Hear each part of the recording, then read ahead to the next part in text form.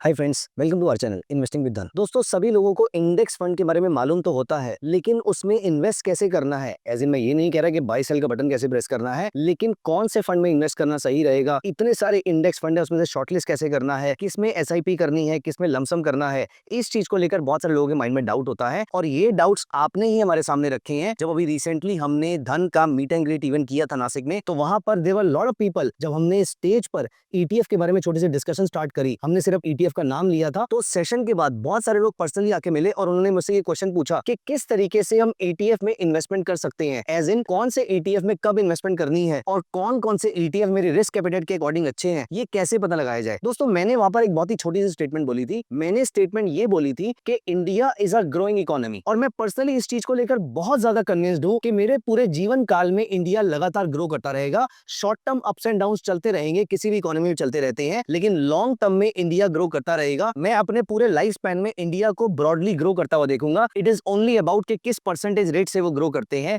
वो 8% से करते हैं, 12% से करते हैं, 15% से करते हैं या 6% से करते हैं। मैं नॉमिनल रेट की बात कर रहा हूं, not the real rate. Nominal rate होता है रियल रेट प्लस इन्फ्लेशन। खैर एनीवेज, हम उस थ्योरी में नहीं जा रहे हैं, लेकिन द पॉइंट इज कि इंडिया ग्रो करता रहेगा तो इंडिया के ब्रॉडली सारे सेक्टर्स ग्रो करते रहेंगे। इंडिया के ब्रॉडली सारे के सारे सेक्टर्स ग्रो करते रहेंगे, तो इन सेक्टर्स के जो इंडेक्स हैं वो भी लगातार ग्रो करते रहेंगे। ये इंडेक्स में इन्वेस्टमेंट कैसे की जा सकती है, तो मैंने वहां पर डिस्कशन किया था कि ईटीएफ के थ्रू आप इंडाइसेस में इन्वेस्टमेंट कर सकते हैं, क्योंकि इंडेक्स की सबसे खास बात यह है कि कोई भी स्टॉक इसमें खराब हो जाता है तो वो ऑटोमेटिकली बाहर हो जाता है, क्योंकि उसकी फ्री फ्लोट मार्केट कैप कम हो जाती है और अच्छा स्टॉक जो उसके अंदर आ जाता है। इसका मतलब ये है कि इंडाइसेस और ETF they all are upward skewed. इसका मतलब ये है कि खराब स्टॉक बाहर होते रहेंगे, अच्छे स्टॉक्स अंदर आते रहेंगे और ये ब्रॉडली ऊपर जाते रहेंगे। तो यहाँ पर क्वेश्चन ये उठा कि कौन से ईटीएफ को कब एक्यूमुलेट करना है और मेरे लिए कौन सा ईटीएफ सही है। तो दोस्तों, मैं यहाँ पर पहले दूसरे क्वेश्चन का आंसर कर रहा हूँ कि किसके लिए कौन सा ईटीएफ सही है या किसके लिए कौन सा इंडेक्स फंड सही है। आइए सबसे पहले हम यहाँ पर चलते हैं web.dhan.co पे, जो कि धन का वेब प्लेटफॉर्म है। यहाँ पर हम चलते हैं और यहाँ पर आपको दिख रहे हैं बहुत सारे ईटीएफ। हम ईटीएफ पे भी आएंगे, हम इंडेक्स फंड पे भी आएंगे। इंडेक्स फंड के लिए मैं यहाँ पर चलता हूँ और मैं गूगल पे सिंपल टाइप कर देता हूँ धन म्यूचुअल फंड्स। ये मैंने धन म्यूचुअल फंड्स टाइप कर दिया। पहला लिंक जो मेरे सामने आया वो मैंने यहाँ पर ओपन कर लिया और ये ओपन करके आपको यहाँ पर दिख रहा है that there are so many types of funds. यहाँ पर आपको दिख रहे हैं इंडेक्स फंड्स। सो बहुत सारे टाइप के आपको इंडेक्स फंड यहाँ पर दिख रहे हैं। निफ्टी 50 का इंडेक्स फंड आ रहा है, निफ्टी नेक्स्ट 50 का आ रहा है, Nifty small cap, Nifty mid cap, Nifty bank, Sensex, ये सारे हमारे पास इंडेक्स फंड्स अवेलेबल है। अब दोस्तों, सबसे पहली चीज आपको ये डिसाइड करना है कि आपका रिस्क एपेटाइट क्या है। आप अपने आप को तीन में से किसी एक कैटेगरी में रखिए। आप एग्रेसिव हैं, आप मॉडरेट हैं या फिर आप कंजर्वेटिव हैं। एंड बाय द वे, आप इनमें से क्या है वो अभी के अभी नीचे कमेंट्स में लिखिए। आप एग्रेसिव है, मॉडरेट है या कंजर्वेटिव है। दोस्तों, आप जितने ज्यादा एग्रेसिव हैं आपको उतना ज्यादा रिस्क लेना होता है। और यहाँ पर रिस्की वाले इंडेक्स फंड कौन से हैं, रिलेटिवली रिस्की वाले फंड्स कौन से हैं, तो small cap is extremely risky, mid cap is also very risky. At the same time अगर आप निफ्टी बैंक में जाओगे तो क्योंकि ये सेक्टर का हो जाता है, this is also considered kind of risky, लेकिन इंडियन कॉन्टेक्स्ट में अप्रोक्सीमेटली 40% वेटेज बैंकिंग की है, तो उसकी वजह से इसका रिस्क कम हो जाता है। क्योंकि इंडिया ग्रो करेगा तो उसमें बहुत बड़ा कॉन्ट्रीब्यूशन जो है वो बैंकिंग सेक्टर का रहने वाला है। तो यहाँ पर सबसे रिस्की हो गया स्मॉल कैप, सेकंड नंबर पे हो गया मिड कैप, थर्ड नंबर पे हो गया निफ्टी नेक्स्ट 50, और फिर आपका आता है बैंक निफ्टी, और फिर सबसे नीचे आता है निफ्टी और सेंसेक्स। निफ्टी और सेंसेक्स सबसे सेफ है। अगर आप बहुत कंजर्वेटिव है तो आप सिर्फ इन दोनों पे टिकिए। अगर आप थोड़ा रिस्क लेना चाहते हैं तो निफ्टी बैंक और निफ्टी नेक्स्ट 50 पे भी जा सकते हैं, और अगर आप और रिस्क लेना चाहते हैं तो निफ्टी स्मॉल कैप और निफ्टी मिड कैप में भी जा सकते हैं। ये तो हुई इंडेक्स फंड की बात। यहाँ पर अगर हम ईटीएफ की बात करते हैं तो ईटीएफ में भी हमारे सामने ब्रॉड मार्केट के इंडाइसेस हैं, जैसे कि आपको यहाँ पर निफ्टी 50 दिख रहा है, निफ्टी 100 दिख रहा है, निफ्टी मिड कैप 100 दिख रहा है। हमारा थॉट प्रोसेस सेम रहेगा वहां पर। जो निफ्टी और सेंसेक्स के ब्रॉड मार्केट ईटीएफ हैं ये सारे सेफ हैं, लेकिन अगर हम निफ्टी 100 पे जाएंगे, निफ्टी मिड कैप और स्मॉल कैप में जाएंगे, ये और ज्यादा रिस्की होते जाएंगे। लेकिन यहाँ पर अगर हम ईटीएफ की बात करें तो सेक्टोरल ईटीएफ और भी हैं, जैसे कि आपको यहाँ पर आईटी का ईटीएफ दिखेगा, आपको यहाँ पर प्राइवेट बैंक का ईटीएफ भी दिखेगा, आपको यहाँ पर हेल्थ केयर का ईटीएफ भी दिखेगा, आपको फार्मा का ईटीएफ भी दिखेगा, निफ्टी फाइनेंशियल सर्विसेज का दिखेगा, और उसके अलावा ऑटो का ईटीएफ भी दिखेगा, और ऐसे कुछ और ईटीएफ भी दिखेंगे। दोस्तों, याद रखिएगा, निफ्टी और सेंसेक्स से ज्यादा रिस्की रहेंगे हमेशा सेक्टर वाले ईटीएफ, और फिर उससे भी ज्यादा रिस्की रहेंगे आपके स्मॉल कैप और मिड कैप के ईटीएफ। तो आई थिंक अब आपको ये तो समझ में आ गया होगा कि कौन से टाइप के ईटीएफ आपके लिए अच्छे हैं और कौन से टाइप के ईटीएफ आपके लिए अच्छे नहीं है। तो आपके रिस्क एपेटाइट के बेसिस पे एग्रेसिव है, मॉडरेट है या कंजर्वेटिव है, इसके बेसिस पे आपको अपने लिए ईटीएफ या फिर आपको अपने लिए इंडेक्स फंड्स का सिलेक्शन करना है। अब यहाँ पर हम इंपॉर्टेंट चीज पे डिस्कशन करेंगे। देखिए, ईटीएफ में तो आप नोटिस करेंगे एक्सपेंस रेशियो बहुत ज्यादा नहीं है, अनलेस अनटिल आप किसी स्पेशल टाइप के ETF में जा रहे हैं, जैसे कि PSU बैंक में जाएंगे, बहुत ही नीश एरिया में चले जाएंगे, तो वहां पर आपका एक्सपेंस रेशियो 0.5% के आसपास का आ जाता है। लेकिन अगर हम निफ्टी में रहेंगे, सेंसेक्स में रहेंगे, बैंक निफ्टी में रहेंगे, जो कि एक ब्रॉडर एरिया है, वहां पर आपका एक्सपेंस रेशियो 0.15 से 0.20 के बीच में रहेगा। तो यहाँ पर आपके लिए expense ratio is not a big deal. वैसे सेम चीज यहाँ पर आप इंडेक्स फंड में भी नोटिस करेंगे। तो मैं यहाँ पर इंडेक्स फंड पे चलता हूँ। अगर मैं यहाँ पर इंडेक्स फंड पे गया तो यहाँ पर आपको निफ्टी 50 इक्वल वेट इंडेक्स मिल रहा है, निफ्टी 500 दिख रहा है, निफ्टी 50 इंडेक्स दिख रहा है। अगर मैं निफ्टी 50 इंडेक्स फंड पे चलता हूँ, जो कि बंधन AMC का है, मैं यहाँ पर जाके उसका एक्सपेंस रेशियो चेक करता हूँ। तो इस पेज पे जाकर आप अबाउट फंड में जब ढूंढेंगे तो आपको यहाँ पर उसकी एक्सपेंस रेशियो मिलेगी। The expense ratio of this fund is only 0.10%। तो यहाँ पर जो आप इंडेक्स फंड देख रहे हैं, इसकी एक्सपेंस रेशियो भी 0.1 से 0.15% के आसपास की ही आएगी। हम कुछ और इंडेक्स फंड देख लेते हैं,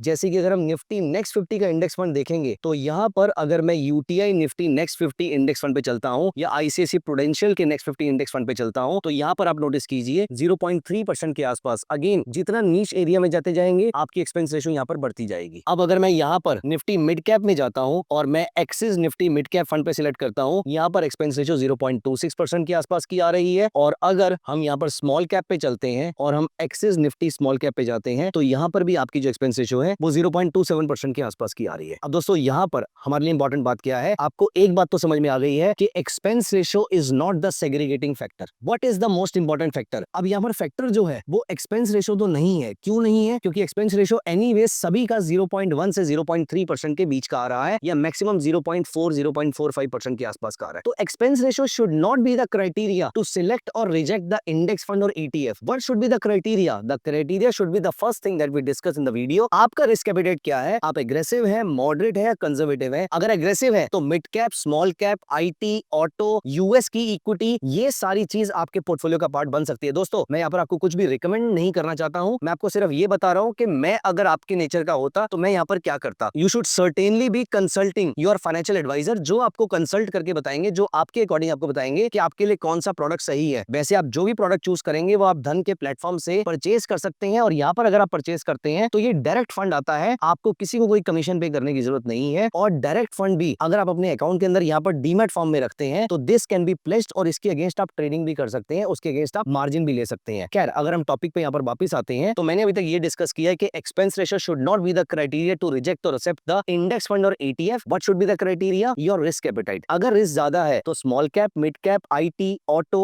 US इक्विटी। अगर रिस्क थोड़ा सा कम है, मॉडरेट है, तो bank Nifty, Nifty next 50 etcetera. और अगर आपका रिस्क और ज्यादा कम हो जाता है तो आप निफ्टी और सेंसेक्स पे भी अपने आप को लिमिट कीजिए। अब यहाँ पर मैं आपको एक बहुत ही इंटरेस्टिंग चीज बताता हूँ, आप ETF चूज कीजिए या इंडेक्स फंड चूज कीजिए, लेकिन आपको एक्स्ट्रा एक्यूमुलेशन इनमें कब करनी है, कब आपको SIP करनी है और कब आपको लमसम करना है। अगेन आप अपने फाइनेंशियल एडवाइजर से जरूर पूछिएगा इस बात को, लेकिन मैं किस तरीके से करता हूँ, मैं लगातार ETF को एक्यूमुलेट करता रहता हूँ। ऑफ कोर्स मैं इंडेक्स फंड में भी इन्वेस्टेड हूँ, लेकिन अगर हम यहाँ पर ETF की बात कर रहे हैं, मैं लगातार ETF में इन्वेस्टमेंट करता रहता हूँ। तो मैं ETF में यहाँ पर भी इन्वेस्टमेंट करता हूँ, यहाँ पर भी करता हूँ, हर महीने में कोई ना कोई इन्वेस्टमेंट करता रहता हूँ। लेकिन कभी भी मेरा जो ETF है वो मेरे 200 पीरियड मूविंग एवरेज के आसपास आता है तो मैं यहाँ पर एक्स्ट्रा पैसे डाल देता हूँ। यहाँ पर जब ये पास में आता है मैं यहाँ पर एक्स्ट्रा पैसे डाल देता हूँ, यहाँ पर जब ये आता है मैं और एक्स्ट्रा पैसे डाल देता हूँ। और ऐसे करते करते आप नोटिस कीजिए 200 पीरियड मूविंग एवरेज ने कितनी बार मुझे अच्छी बाइंग करवाई है। ऐसा बहुत ही कम होता है, ये कोविड पीरियड है, ऐसा बहुत ही कम होता है कि ETF के प्राइसेस 200 पीरियड मूविंग एवरेज के नीचे सस्टेन करते हैं। और आप नोटिस कीजिए वीकली चार्ट पे तो ये बहुत ही रेयरली नीचे आते हैं, लेकिन डेली चार्ट ट्रैक करने का फायदा ये है कि आपको यहाँ पे एक्स्ट्रा यूनिट्स कहां पर बाय करने हैं ये पता लग जाता है। ये तो गवर्नमेंट का ETF है, गवर्नमेंट का CPSE ETF है। अभी तो मैं निफ्टी ETF की बात भी नहीं करी। आप यहाँ पर देखिए, मैंने यहाँ पर टाइप किया निफ्टी 20 जो कि निप्पॉन का निफ्टी 50 ETF है। यहाँ पर देखिए, यहाँ पर भी कितनी बार ये 2020 के बाद से multiple times this level has acted as a major support for Nifty. Same Sensex में रहा है और सेम अगर आप यहाँ पर देखें, ये निफ्टी नेक्स्ट 50 का ETF है। कोविड के बाद से कितनी बार इसने इस लेवल पे सपोर्ट लिया है। यहाँ पर थोड़ा स्ट्रगल जरूर किया, लेकिन उसके बाद फिर वो शानदार रैली देने निकल गया। अभी रिसेंटली ये फिर इसके नीचे स्ट्रगल कर रहा था, लेकिन उसके बाद फिर वो उसके ऊपर चला गया है। रिकमेंडेशन नहीं है, मैं आपको सिर्फ ये बता रहा हूँ कि यहाँ पर जब कभी भी आप इसमें SIP कर रहे हैं वो करते रहिए, लेकिन कभी भी मार्केट नीचे आती है और आपके ETF 200 पीरियड मूविंग एवरेज के आसपास चल रहे होते हैं, यहाँ पर एक्स्ट्रा बाइंग की अपॉर्चुनिटी बनती है। इससे आप अपने ROI को सिग्निफिकेंटली इंप्रूव कर सकते हैं। दोस्तों at all points in time मैंने आपके साथ टोटली अनबायस्ड नॉलेज या ओपिनियन शेयर करने की कोशिश करी है। जहां पर मेरा कोई ओपिनियन ओपिनियन नहीं है, मैं सिर्फ आपको अपनी इन्वेस्टमेंट स्ट्रेटजी बता रहा हूँ कि मैं किस तरीके से इनके अंदर इन्वेस्टमेंट करता हूँ। अगर आपको ये इन्वेस्टमेंट फिलॉसफी अच्छी लगी है तो आप अपने फाइनेंशियल एडवाइजर से जरूर कंसल्ट कीजिएगा, और अगर आप खुद से इन्वेस्ट करते हैं तो आप धन प्लेटफॉर्म पे म्यूचुअल फंड्स को डायरेक्ट परचेज कर सकते हैं विदाउट पेइंग एनी कमीशन। सो दोस्तों, ये था difference between index fund and ETF, lump sum and SIP, and also आपकी रिस्क एपेटाइट के अकॉर्डिंग कौन से टाइप के ETF आपको सूट करते हैं। ये सारी चीजें मैंने आपके साथ शेयर करने की कोशिश करी है। अगर आपको ये वीडियो पसंद आई है तो अभी प्लीज लाइक कर दीजिएगा और अपने फ्रेंड्स के साथ जरूर शेयर कीजिएगा। Thank you so much guys, bye bye, take care.